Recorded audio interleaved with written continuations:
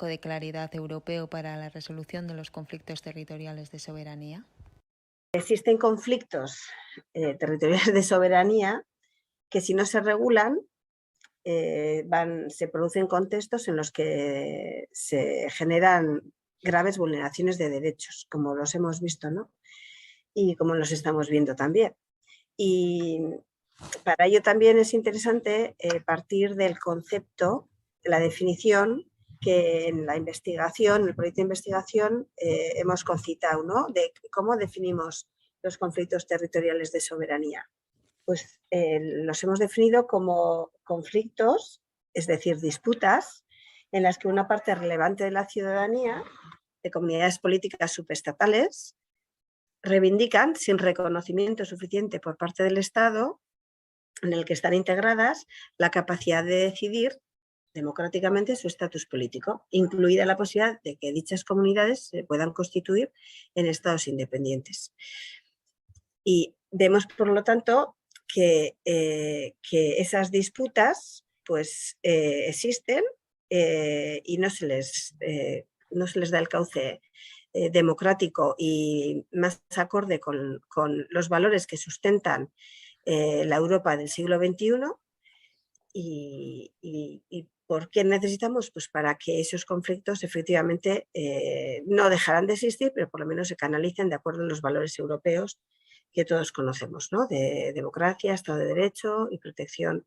y garantía de los derechos fundamentales. Este tipo de conflictos de soberanía que afectan al territorio son conflictos en los que muchas veces están involucrados derechos humanos importantes. Y por tanto no es una cuestión solamente de cómo regular las fronteras, ni una cuestión solamente de territorio en sí mismo, sino que dentro de esta idea monolítica de soberanía, implícitamente se producen a veces vulneraciones de derechos humanos. Y la idea de que los derechos humanos colectivos van más allá de los derechos que tienen los estados como agentes, como sujetos que tienen, si quieres, un privilegio en la definición de lo que hoy podríamos llamar derecho público global, es injustificada, ¿no? Y por tanto yo pienso que hay una paradoja hoy en día, que es que la restricción en el ejercicio de derechos colectivos fundamentales, como el ejercicio del derecho a la libertad de expresión para fomentar o para promover visiones, por ejemplo, como el derecho a la autodeterminación de los pueblos, este tipo de restricciones afectan tanto a derechos individuales, como estamos viendo, pues hemos visto en Cataluña, como derechos colectivos. Entonces, clarificar cuál es el marco de ejercicio del derecho a la autodeterminación también es un instrumento importante para prevenir violaciones de derechos humanos. Y ahora nos encontramos ante la paradoja de que solo cuando se producen violaciones de derechos humanos masivas entendemos que los derechos colectivos, como el derecho a la libertad o a la libre autodeterminación de los pueblos, está justificada. Por tanto, yo pienso que es muy importante asegurar que este tipo de conflictos, que no son de derechos individuales, sino de derechos colectivos, se canalizan de una forma que, como has dicho, respetan el marco democrático, el marco del derecho de la Unión Europea y respetan en el fondo una idea del Estado de Derecho que no es doméstica, sino que es internacional. El proyecto de elaboración de unas bases para la resolución de este tipo de conflictos remarca la necesidad de un nuevo paradigma. ¿Cuáles han de ser las bases de ese nuevo paradigma? Yo creo que es muy importante entender este cambio de paradigma. Y el cambio de paradigma tiene que ver, en primer lugar, yo creo, en tomar en serio los derechos colectivos que existen sobre el papel, pero cuya interpretación ha sido tan restrictiva que, de hecho, lo único que hacen es consolidar la posición dominante de los estados como agentes, como he dicho antes, privilegiados en la creación y la aplicación, pues, del derecho internacional, que en el fondo lo que promueven es un paradigma que no es propio del siglo XXI de comprensión de lo que es la soberanía. Es decir, desde mi perspectiva, estos conflictos territoriales no son tan solo territoriales, como he dicho antes, son conflictos que involucran una idea de soberanía contestada que aparece como contestada en el marco de lo que yo considero que son derechos humanos colectivos fundamentales. Y por tanto, cuando los tratamos como conflictos domésticos, por ejemplo, que no conciernen a la Unión Europea, cuando entendemos que este marco de claridad es algo, pues bueno, pues que pertenece al ámbito de la moralidad, pero no de la política y mucho menos de que no concierne a la Unión Europea, lo que estamos haciendo es simplemente diluir la relevancia de este ejercicio de derechos colectivos que forma parte de la legitimidad democrática, de la expresión de los diferentes pueblos que no tienen estados en Europa, de restringir esta falta de reconocimiento público en el espacio público. Por tanto,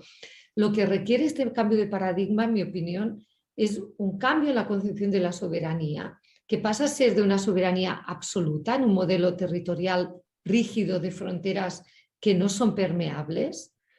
ni tan solo ni al ejercicio de derechos colectivos, ni al reconocimiento del pluralismo más allá de los estados, del pluralismo de los pueblos, ¿no? Del pluralismo de la diversidad cultural, etc. Y por tanto, yo creo que es importante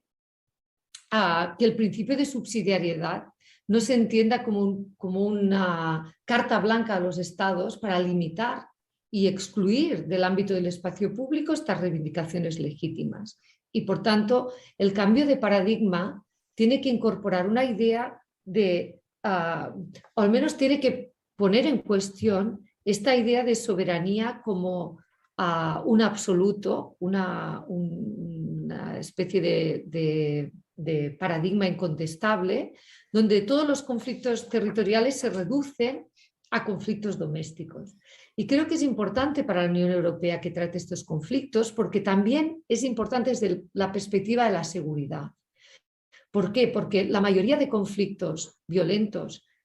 que tenemos hoy en día no son conflictos de guerras entre estados, sino que son conflictos que afectan a la seguridad debido a la reducción de los derechos de las minorías en un marco de seguridad que hace que muchos estados reaccionen contra las demandas de autodeterminación de forma donde se criminalizan a estas minorías. Yo creo que es esencial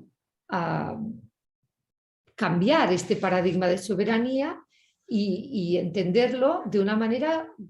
pues mucho más compatible como Václav Havel, por ejemplo, entendía la creación de la Unión Europea, o incluso Schuman, como una Europa de los pueblos y no una Europa de los estados,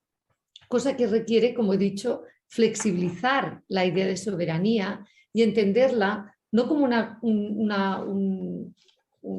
una cosa rígida que no forma parte del ecosistema de la Unión Europea a cuestionar, sino como una concepción, yo diría, flexible, como una idea de soberanía como relación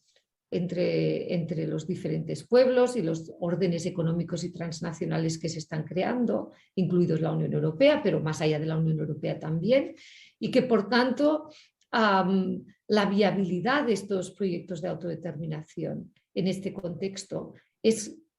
claramente positiva. No estamos en un contexto donde la viabilidad económica se justifica en términos de fronteras estatales. Y entonces entiendo pues, que hay que modificar estas teorías y hay que entender que la soberanía es algo flexible, que se negocia continuamente y que en el fondo de todos estos conflictos hay derechos humanos colectivos cuyo marco de ejercicio está indefinido ahora mismo, más allá específicamente del ámbito de la descolonización. Sí, en la misma línea a mí me surgía una pregunta, ¿no? Cuando te escuchaba, ¿no? Parece que de las dos guerras mundiales del siglo XX no hemos aprendido nada. O sea, justo la cuestión de las nacionalidades fue uno de los problemas que generó la masacre de muchísimas personas, ¿no? Y la vulneración de derechos humanos Y gracias a que se adoptó una conciencia de que era necesario garantizarlos por encima de todo, conseguimos durante el siglo XX que hoy tengamos cartas de derechos civiles y políticos, derechos sociales, económicos y culturales, y de cómo se están positivizando otros derechos, ¿no? Ya se están planteando pues, de segunda y de tercera generación, ¿no? Porque se está viendo que es muy importante hacer frente a primero la garantía de los derechos individuales, pero que los derechos individuales tienen un contexto y que es la garantía de esos derechos colectivos y del propio derecho a las nacionalidades, ¿no? Por algo, y siempre lo decimos, pero por algo en la Carta de Naciones Unidas el primer artículo se refiere precisamente al derecho a autodeterminación, porque es, digamos, la base sobre que luego se puede articular un sistema de seguridad a nivel internacional, ¿no? Pero en el siglo XXI, con una guerra en Europa, con la amenaza de una tercera guerra mundial, que a mí me parece algo inconcebible, no sé cómo la ciudadanía admitimos ese tipo de comentarios y mucho más como todavía hay autoridades y hay gobiernos que están reclutando a hombres para ir a hacer la guerra. Se está volviendo a un concepto de la Realpolitik